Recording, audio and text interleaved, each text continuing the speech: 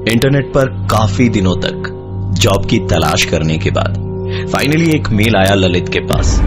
Congratulations, your CV has been shortlisted for a position in Bangalore. Meanwhile, kindly send us 2 passport size photographs and a scanned copy of your passport. सारी चीजें ललित ने फटाफट email कर भेज दी और 3 दिन बाद मेल पर उसे ज्वाइनिंग लेटर मिला। कंपनी ने पहले 15 दिनों के लिए गेस्ट हाउस अरेंज करके दिया था। फ्लाइट पकड़ के ललित सीधे बैंगलोर पहुंचा।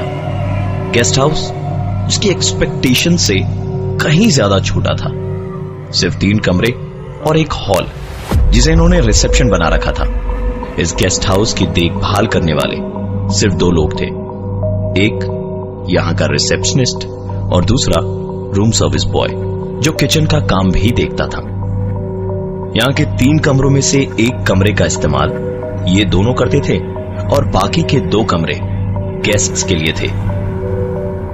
ललित को गेस्ट हाउस के कमरे में घुसते के साथ ही घुटन होने लगी, क्योंकि पलंग, अलमीरा, टीवी की टेबल, ड्रेसिंग टेबल और चेयर की वजह से उस कमरे में पांव रखने तक की जगह नहीं थी।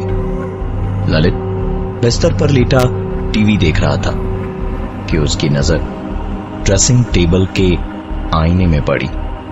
आईने में उसने देखा कि कोई ठीक उसके सर के पीछे वाली खिड़की से उसे देख रहा है।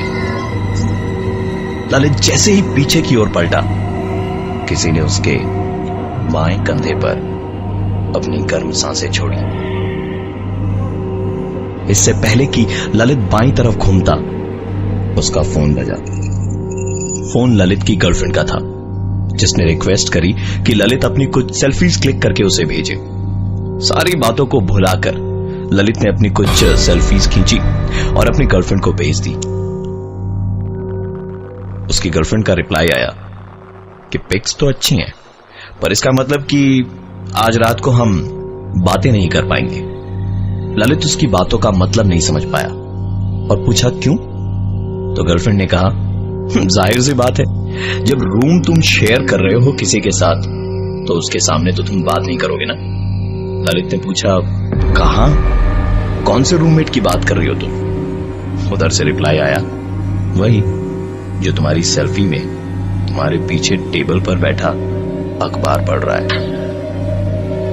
ललित ने पलटकर कुर्सी की तरफ देखा तो वहां कोई बैठा तो नहीं था, पर वो कुर्सी कुछ यूं हिली जैसे कोई उससे उठकर खड़ा हुआ हो। ललित दौड़ते हुए कमरे से बाहर निकला तो वहां रूम सर्विस वाला खड़ा था। ललित ने कहा कि वो इस कमरे में नहीं रह सकता, अगर हो सके तो उसका कमरा चेंज कर दिया जाए। 10 मिनट में ललित का कमरा बदल दिया गया और लगेज रखते वक्त हाउसकीपिंग वाले ने कहा, सर टीवी का वॉल्यूम ज्यादा मत रखिएगा, अगल बगल लोगों को परेशानी होती है। ललित ने तबाक से कहा, अगल बगल लोग मतलब क्या? पूरे गेस्ट हाउस में मुझे मिलाकर सिर्फ 3 ही तो लोग हैं। सुनकर हाउसकीपिंग ने दरवाजा बंद करते हुए जवाब दिया, साहब जो नहीं दिखाई देते वही आपके अगल बगल होते हैं। हाउसकीपिंग स्टाफ की कही हुई बातों के बारे में सोचते सोचते कब ललित को नींद आई उसे पता भी नहीं चला। देर रात उसकी आंख खुली एक महक से जो उसके कमरे में भर गई थी। कमरे में ऐसी कोई चीज नहीं जल रही थी जैसी ये महक थी, क्योंकि महक सिगरेट की थी। ललित ने उठकर बाथरूम का दरवाजा खोला। बाथरूम में सिगरेट का धुआं भरा हुआ था। इस कमरे में ललित अकेला था और ना ही उसे सिगरेट पीने की लत थी। बाथरूम में जो खिड़की थी उससे वो बाहर की ओर झांक रहा था, ये देखने के लिए कि कहीं धुआं बाहर से तो नहीं आ रहा, कि तभी उसे ऐसा लगा मानो कोई उसके बगल से गुजरा। बाथरूम का दरवाजा हल्के से बंद हुआ और किसी के उसके कमरे में चल के जाने की आवाज आई। ललित ने बाथरूम का दरवाजा खोला तो पाया कि कमरे की फर्श पर चप्पलों के निशान हैं, बाथरूम से निकलकर पलंग तक जाने के। और बिस्तर जिस तरह से एक तरफ से दबा हुआ था, ऐसा लग रहा था मानो कोई उस पर लेटा हुआ है। उसने तुरंत वो पिक्चर क्लिक करी और अपनी गर्लफ्रेंड को भेजा, ये पूछते हुए कि क्या तुम्हें इस तस्वीर में कोई दिखाई दे रहा है। जवाब तुरंत आया। थोड़ी ही देर में गर्लफ्रेंड का मैसेज आया, हाँ ये बिस्तर पर तुम्हारा ही तो वो रूममेट लेटा हुआ है जो मुझे तुम्हारी पिछली सेल्फी में दिखाई दिया था। मैसेज पढ़कर रिसेप्शन की तरफ जाने के लिए ललित ने जैसे ही कमरे का दरवाजा खोला, वहां हाउसकीपिंग स्टाफ खड़ा था। ललित ने उससे कहा कि मैं इस कमरे में भी नहीं सो सकता, अगर आपको प्रॉब्लम ना हो तो क्या मैं आप लोगों के साथ सो जाऊं। हाउसकीपिंग स्टाफ ने कहा, हमें इसमें कोई ऐतराज नहीं, आप चलिए हमारे रूम में आराम से सो जाइए। कमरे में जाकर ललित ने ढेर सारी सेल्फीज खींची और अपनी गर्लफ्रेंड को भेजी कि कहीं यहां भी तो कोई नहीं जिसे वो नहीं देख पा रहा पर उसकी गर्लफ्रेंड को वो दिखाई दे रहा है। गर्लफ्रेंड का कोई जवाब नहीं आया, शायद उसे नींद आ गई थी। ललित के दिमाग में दोनों कमरों में हुई सारी चीजें घूम रही थी और जब उससे रहा नहीं गया तो उसने रूम सर्विस से पूछा कि क्या पहले भी लोगों के साथ यहां ऐसा कुछ हुआ है या वो पहला है, और ये सारी चीजें होने की क्या कोई वजह है। रूम सर्विस बॉय ने बताया कि ये गेस्ट हाउस कंपनी को 5 साल पहले काफी सस्ते दामों में मिला था, क्योंकि इससे पहले जब यह सिर्फ एक मोटेल था तब राजीव नाम का एक लड़का नौकरी ढूंढने बैंगलोर आया था। उसने नौकरी ना मिलने पर इसी गेस्ट हाउस में सुसाइड कर लिया था। तब से लेकर आज तक इस गेस्ट हाउस में कई लोगों को उसकी मौजूदगी का एहसास हुआ है। ललित ने तुरंत अपना मोबाइल दिखाकर उससे पूछा कि क्या इन तस्वीरों में तुम्हें कोई दिखाई दे रहा है। रूम सर्विस स्टाफ को तस्वीरों में सिर्फ वो और ललित ही दिखाई दे रहा था। हल्की रोशनी में ललित ने देखा कि किसी ने कमरे में प्रवेश किया और वो सोने चला गया। शायद ये इस होटल का रिसेप्शनिस्ट हो, पर थोड़ी ही देर में दरवाजे पर एक दस्तक हुई। ललित बैंगलोर में नई नौकरी ज्वाइन करने गया। लैंड करके यहां वो जिस गेस्ट हाउस में ठहरा था, वहां शाम से लेकर देर रात तक इतने हादसे उसके साथ हुए कि परेशान होकर वो गेस्ट हाउस के स्टाफ के साथ उन्हीं के कमरे में सोने चला गया। हाउसकीपिंग वाले से पता चला कि इस गेस्ट हाउस में किसी राजीव नाम के लड़के ने नौकरी नहीं मिलने की वजह से सुसाइड कर लिया था।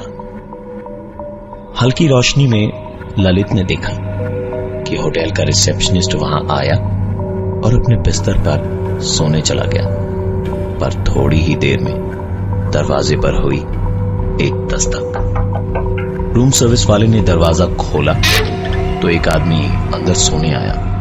ललित ने हाउसकीपिंग से पूछा कि ये कौन है, तो उसने कहा यहां का रिसेप्शनिस्ट।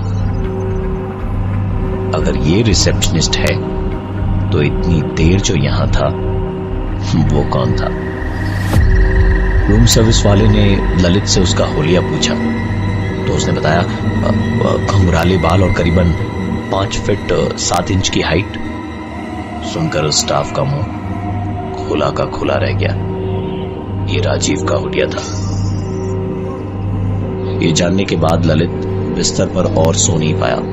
वो उठकर टेबल पर बैठ गया। टेबल पर बैठने के थोड़ी ही देर बाद एक और आदमी वहां आकर उसके सामने बैठा और कहने लगा, Congratulations, your resume has been selected. कल पहला दिन है जॉब का, ऑल द बेस्ट। ललित का सपना टूटा तो देखा कि कल रात वो चेयर पर ही सो गया था और होटल के दोनों स्टाफ भी इस कमरे में नहीं थे। निकलकर रिसेप्शन में गया तो होटल के स्टाफ वहां भी नहीं थे। ललित इस गेस्ट हाउस से चेकआउट करना चाहता था, पर उसका सामान जिस कमरे में रखा था वहां जाने की उसकी हिम्मत नहीं थी। इसलिए वो सोफे पर ही बैठकर उन दोनों का इंतजार करता रहा। थोड़ी ही देर में अखबार वाला आया और अखबार दे गया। ललित न्यूज़पेपर पढ़ते पढ़ते अचानक रुक गया। न्यूज़पेपर की एक कॉलम देखकर, ये न्यूज़पेपर का ऑबिटरी कॉलम था जहां ललित के खुद की मौत की खबर छपी थी। उस न्यूज़पेपर की कंपनी में फोन लगाने के लिए जैसे ही ललित ने फोन निकाला तो उसने बहुत सारे अनरेड मैसेजेस देखे जो उसकी गर्लफ्रेंड के थे। इन मैसेजेस में उसने ललित की भेजी हुई तस्वीरों का जिक्र करते हुए बताया, तुम्हारी हर पिक्चर में ये घुंघराले बालों वाला आदमी क्या कर रहा है। ललित ने सारी तस्वीरें दोबारा देखी पर उसे वो नजर नहीं आया जो उसकी गर्लफ्रेंड को नजर आ रहा था। ललित ने बिना समय गवाए न्यूज़पेपर की कंपनी में फोन कर पूछा कि ऑबिटरी कॉलम में उसकी फोटो किसने छपवाई जबकि वो तो जिंदा है।